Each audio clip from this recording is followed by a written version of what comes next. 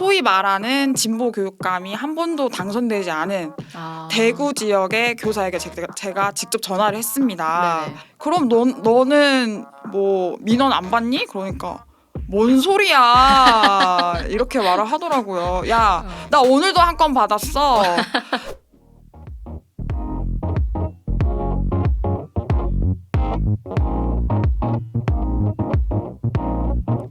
안녕하세요. 뉴스톡 본방송에서 다 하지 못한 이야기를 풀어가는 유튜브 뒷담 시간입니다. 저는 뉴스톡 앵커 정다운 기자고요.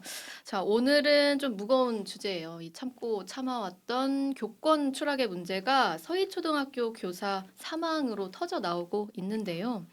그런데 정부가 지적한 문제 원인이 학생 인권이죠. 이 학생 인권을 보장하기 위한 조례를 느슨하게 고치면 교권이 다시 회복이 되는 건지 이 부분 진짜 선생님 한번 만나서 이야기 들어보려고 오늘 모셨습니다. 현재 초등학교 교사로 근무 중이신 서울교사노조의 대변인 정혜영 선생님 안녕하세요. 안녕하세요. 네, 제가 이렇게 소개는 좀 딱딱하게 했는데 우리 편하게 좀 얘기하는 걸로 네. 해볼게요. 네. 아니 그 지금 현직에서 근무 중이시더라고요. 네, 저 서울 강남초등학교 3학년 4반 담임입니다. 그러면은 방학 중에만 방송 출연도 좀 하시고 네, 그러시나요? 네, 그렇습니다. 네. 아이들이 되게 신기할 것 같은데요. 네, 저희 반 쉬는 시간에 EBS에서 촬영도 온 적 있고 네. 그래가지고 아이들이 선생님 되게 대단한 사람이라고 생각하고 있습니다. 아니 근데 요새 같은 분위기에 사실 노조 활동하는 담임 선생님을 탐탁지 않게 여기는 학부모님들 계실까봐 걱정되는데 뭐 그렇진 그런 않아요? 생각도 있을 수 있겠지만 저희 반 아이들이 저를 너무 사랑해요. 사랑하고 어. 예쁜 선생님이라고 생각하기 때문에 뭐 학부모님들께서 그거에 대해서 문제 제기하신 적 없습니다. 아이들이 네. 보는 눈 완전 정확하니까 맞겠죠. 아니 그래서 네. 사실 어제 그제 뉴스 보다가 좀 네. 되게 당황스러운 지점이에요. 이게 네. 교권 추락의 문제를 바로잡겠다면서 갑자기 가지고 나온 게 학생 인권 조례를 네. 뜯어 고치겠다.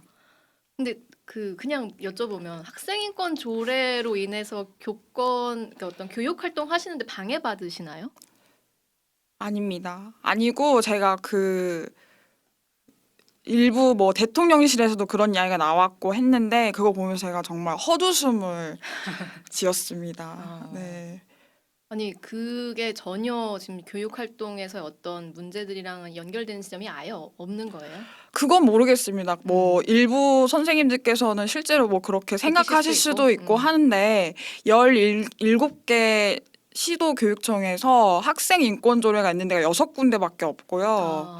네, 인천은 학생 인권 조례는 없는데 그러니까 학교 구성원 인권 증진 조례라고 해서 학생 인권에 관한 내용이 담겨 있어요. 예, 예.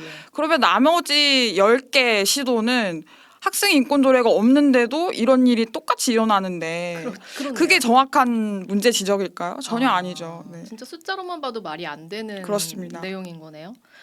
그러면은 학생 인권 조례 때문에 교권이 추락했다라는 지적이 나오는 건 그냥 이거는 뭔가 정쟁을 위한 어떤 도구로 지금 막 쓰이고 있다. 이런 생각. 그렇죠. 그러니까 교권 추락의 원인이 학생 인권 강조에만 있다라고 단순하게 생각하는 거죠. 교육이라는 게 굉장히 복잡한 문제거든요. 네. 근데 이거를 어떤 정쟁의 하나로서 묻어가려는 그런 꼼수가 아닌가 저는 그렇게 생각합니다. 아니 근데 그 학생 인권 조례가 있음으로써 그럼 학생들 인권이 교육 현장에서 많이 신장되었다고도 느끼세요? 글쎄요, 그것도 아니에요? 네, 조례는 상징적인 의미일 뿐이지 학생 인권뿐만 아니라 교사 인권, 학부모 인권 모두의 인권이 다 증진돼야 되는 거고 맞아요. 인권이란 게 뭐 더하기 빼기 해서 어떤 사람의 인권이 올라가면은 다른 쪽에 내려가고 그런 게 아니거든요. 둘 다 신장돼야 되는 건데 이제 일부 어떤 분들은 그게 제로섬 게임이다라고 생각하는 경향이 있어요. 그럼 지금의 문제는 사실 그냥 교사 인권이 땅에 떨어진 문제. 그렇습니다. 네. 교사 인권이 지금 굉장히 침해받고 있는 문제인데 이 비슷한 문제 지적의 선상에 있는 것 같아요. 지금 네, 뭐 맞습니다. 정부 여당에서는 사실 진보 교육감 10년이 공교육을 망쳤다 뭐 이런 주장도 네. 나오는데 이 부분에 대해서도 한번 뭐 들어보시거나 생각해 보셨나요? 네, 그래서 이제 제가 곰곰이 생각을 해봤어요. 소위 말하는 뭐 진보, 보수, 교육감이라는 거 붙이는 것 자체가 이제 교육에 있어서는 되게 교육을 단순하게 보려는 프레임을 갖다 붙인 건데 예. 소위 말하는 진보 교육감이 한 번도 당선되지 않은 아. 대구 지역의 교사에게 제가 직접 전화를 했습니다. 네네. 야, 너 이런 말 써도 되나요? 예, 너 하세요. 근무할 때 너네 대구는 진보 교육감 당선된 적 없지? 그러니까 한 번도 없지. 그럼 너는 뭐 민원 안 받니? 그러니까 뭔 소리야 이렇게 말을 하더라고요. 야, 나 오늘도 한 건 받았어. 야, 우리 애들 모둠으로 안 쳤더니 학부모가 척추 측만증 온다고 아, 자리 모둠으로 바꿔달라 안 쳤더니. 하더라고.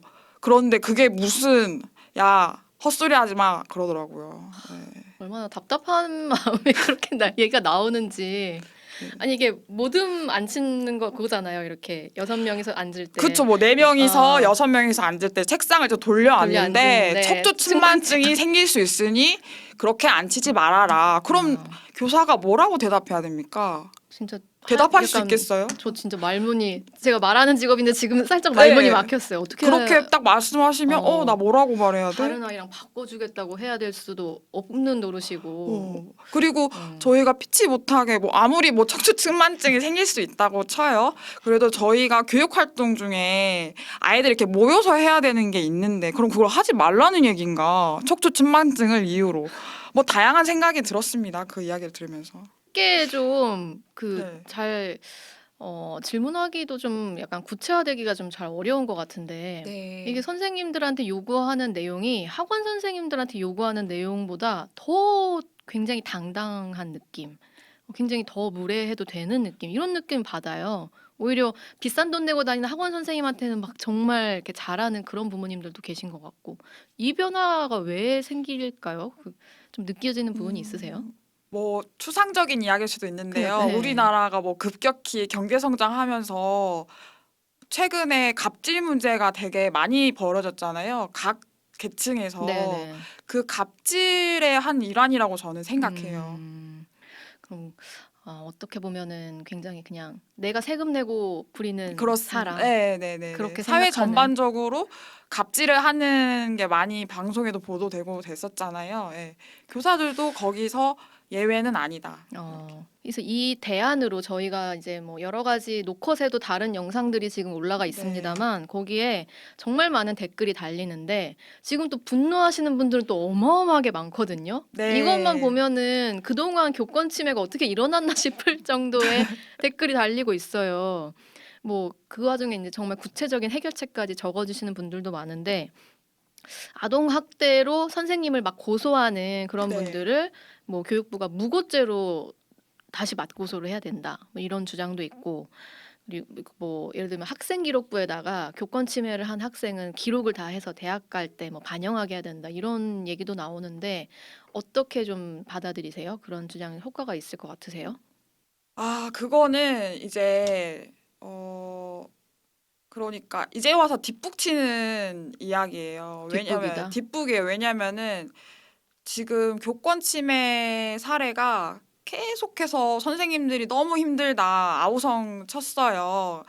그래서 교육청이나 교육부에서 즉각적으로 할 수 있는 것들이 굉장히 많았거든요.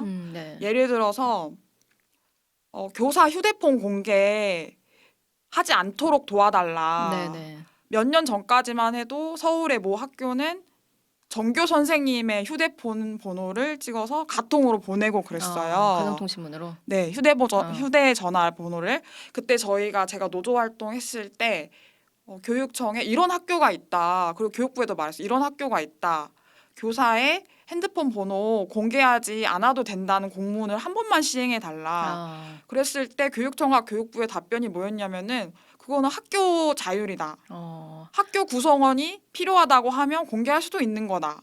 그러니까 하지 말라는 거를 공문으로 내려달라는 것도 아니었고 하지 않을 수 있다 정도만 해달라고 했는데도 그렇습니다. 안 된다는 네, 거예요? 그런 사소한 것까지도 안 했어요. 그리고 이제 선생님들이 점점 인식하기 시작했죠. 아, 휴대전화 번호 공개했다가는 내가 밤낮 없이 시달리겠다는 그런 문화가 확산이 됐어요. 그러면 뭐가 필요했냐면 학교에 녹음이 되는 전화기가 필요한 거예요. 네. 근데 지금 현재 많은 대부분의 학교가 뭘 쓰냐면은 그러니까 정전이 돼도 아, 쓸 수 있는 그 비상용 전화 네, 같은. 그러니까 그 전화선 네, 있잖아요. 네. 그거를 연결된 전화를 쓰는데 그거는 녹음이 안 된다는 거예요, 기술적으로. 아, 그래서 이제 저희가 방안을 찾았죠, 조합원들 통해서. 그랬더니 아, 인터넷 전화는 휴대전화 번호 공개하지 않아도 되고 또 녹음도 된대요, 자동으로. 그리고 그 안내 전화응대 멘트까지 넣을 수 있다고 한다. 네네네. 그거를 교육청 차원에서 다 설치해 달라라고 요구를 했는데 교육청에서도 이것도 마찬가지로 학교가 필요하면 바꿀 수 있다. 바꾸고 싶으면 바꿔라. 다 알아서 하라는 거네요? 그렇죠. 아, 바꿀 수 있으면 바꿔라. 그래서 이제 학교 예산이란 거 한정이 돼 있잖아요. 그런데 이제 그 예산 내에서 바꾸라는 건데 저희의 요구는 뭐였냐면은 컴퓨터가 어느 연식이 지나면 바꿔주듯이 휴대전화 말고 그 응대 전화를 조사를 해서 좀 너무 낙후한 학교는 전화를 좀 바꿔달라. 그렇죠. 네. 라고까지 교육부에도 말하고 했지만 그거는 학교 예산 자유 내에서 할 수 있는 거기 때문에 우리가 강제할 수 있는 사항이 아니다라고 이렇게 말을 했어요. 그게 되고 있는 학교도 있긴 있어요? 왜 드물게? 어떻게 됐냐면 일부 교장 선생님들께서 의지를 가지고 아, 바꿔야겠다. 우리 선생님들 너무 힘드니까 바꿔야겠다라고 바꾼 경우도 있고 이제 선생님들께서 많은 선생님들 의견을 모아서 학교장께 음. 건의해서 바꾸든지. 정말 막 이례적인 경우에만 그렇게 가능하고 대부분은 안 되고 그러니까 있는 거는 누군가가 의지를 가지고 이거를 나서야지만. 바꿔야겠다라고 하는 순간 바꾸는 거지 뭐 정책적으로 이걸 좀 해달라고 해도 알아서 하세요. 그 기조가 너무 강했기 때문에 지금 나오는 뭐 생기부 기재 네. 뭐 무고죄로 고발을 하겠다 이런 것도 저는 실은 신뢰가 가지 않아요. 아니 그게 되면 효과가 있을 거라고 보세요? 무고죄로 고발을 하겠다. 예. 그런데 이제 무고죄로 고발을 하기 전에도 교권보호위원회조차 열리지 않는 경우가 많기 때문에 과연 무고죄로 고발을 할 것인가도 의문이 들고요. 네네. 또 한 가지 이제 양천구에서 선생님이 크게 폭행을 당하셨는데 예. 그 경우에도 매뉴얼에 보면 서울시 교육청에서 인지해서 그거를 형사로 고발할 수 있게 돼 있습니다. 근데 그거 전혀 이루어지지 않았거든요. 이미 뭐 할 수 있는 방법들이 있는데 안 되고 있는 거네요. 그렇죠. 교권 침해라는 부분에 대한 학생기록부 기록도 뭐 마찬가지겠네요. 선생님이 굉장히 뭐 어떤 폭행의 피해자가 됐다거나 하면 생활기록부상에 적을 수 있는 여지가 있는 거네요. 지금도? 지금도 그러니까 뭐 초등학교는 모르겠지만 예. 중고등학교는 얼마든지 또 형사적인 절차를 밟을 수 있거든요. 그러니까 어차피 새로운 내용이 다 아닌 거네요. 이런 새로운 게 게. 전혀 아니에요. 아, 그렇군요. 참, 뭐 들을수록 암담한데 선생님이 지금 선생님이 되신 지는 얼마나 되셨죠? 저는 이제 만으로 10년 됐어요. 만으로 10년. 네. 가장 좌절스러웠던 경험을 떠올리신다면 언제세요? 교사 생활 하시면서? 제가 이번에 이제 고인의 사건을 보면서 이제 작년에 제가 폭언을 들었던 거를 다시 한번 들어봤어요. 녹음을 해놨거든요, 저도. 그 되게 좀 PTSD 올라오는 네, 그런데 거잖아요. 녹음을 다시 들으니까 내가 어떻게 또 그 해를 견뎠을까 그런 생각이 들더라고요.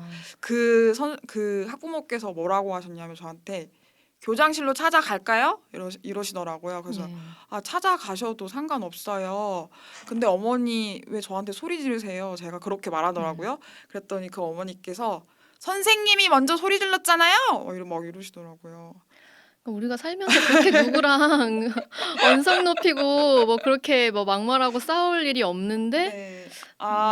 그쵸. 누구한테 왜 그렇게 막말을 쉽게 나오는 대상이 네. 왜 어쩌다 교사가 됐을까? 그 학부모님의 주장은 이거였어요. 선생님이 그러니까 우리 아이에 대해서 나쁘게 평가한다. 심증을 가지고 저를 계속 이제 공격한 사례였거든요. 근데 제가 해명할 방법이 없잖아요. 네. 학교 생활을 다 찍어다가 보여드릴 수도 없고 제가 그 아이를 얼마나 사랑하고 존중하는지 뭐 제가 글로 쓰겠어요, 영상으로 드리겠어요. 해명할 방법도 없고 그 심정은 영원히 이제 그 학부모님께서는 뭐 지금은 어떻게 생각하실지 모르겠지만 그분께는 굉장히 뭐 고통스러웠겠죠. 네. 답이 안 나와요. 네. 왜 선생님 되셨어요, 근데? 아, 선생님 된 건 이제 뭐 어찌어찌 하다 보니 저도 이제 됐는데 저는 되고 나서 보니까 아이들이 주는 그 사랑에 있어요. 저희 말로 이제 동네가 돈을 잘 못 버는 연예인이라는 별명이 있어요. 그 줄여서 뭐라고 해요? 뭐라고 하더라? 거지 연예인? 뭐 그렇게 하더라고요. 네, 그래요? 그만큼 이제 네. 많은 아이들이 선생님 되게 사랑하고 좋아해요. 그렇죠. 연예인이죠, 사실. 네, 그런데 이제 일부 학부모님도 다 좋고 다 지지해 주세요. 근데 일부 학부모님들께서 그렇게 괴롭히시니까 너무 힘든 거죠. 그런 그러니까 악성 민원인은 사실 어느 현장이나 어느 분야에서든 다 있기 마련이잖아요. 근데 그거를 이제 대응하는 방식이 일하는 노동자들을 지켜주는 방식이어야 네. 되는데 네. 그게 좀 잘 안 되고 있는 것 같아서. 기자님 말씀 맞는 게 그러니까 어느 공공기관이나 정식적으로 민원 응대 시스템이 있어요. 근데 학교는 그게 없어요. 그러게요. 저는 뭐 녹음조차 안 되는 전화기를 쓰고 있다는 게 굉장히 놀라운데, 왜냐면 지금 웬만한 전화 콜센터들도 다 녹음이 되고 전화 연결하면은 누군가의 소중한 가족입니다, 상냥하게 대해주세요라는 안내멘트 다 나오는데 그것도 안 되고 있는 거고. 네. 그러니까 그게 사실은 너무 상식이니까 안 했을 거라고 생각이 되는데, 당연히 우리가 그냥 선생님들한테는 선생님이니까 당연히 네. 안 그럴 거라고 다들 이제 좋으신 분들이 더 많으니까요. 그렇군요. 자, 선생님 그럼 생각하시는 네. 교권 회복이라는 너무 되게 추상적이고 큰 단어긴 한데 어떤 부분이 지금 당장 고쳐져야 할 것 같으세요? 지금 당장 민원 응대 시스템을 만들어야 돼요. 민원 응대 시스템부터 만들어라. 근데 뭐 해외에 보면은 교장 선생님들이 보통 다 그걸 받아가지고 이렇게 상담하는 역할 그런 게 맡으시던데. 일반적이고요. 네. 그러니까 저희가 뭐 교장 선생님이라고 특정 지을 수는 없지만 그런 사소한 뭐 척추 측만증 때문에 그렇게 안 치지 말라 뭐 이런 민원들을 교사가 직접 받을 필요는 없잖아요. 네네.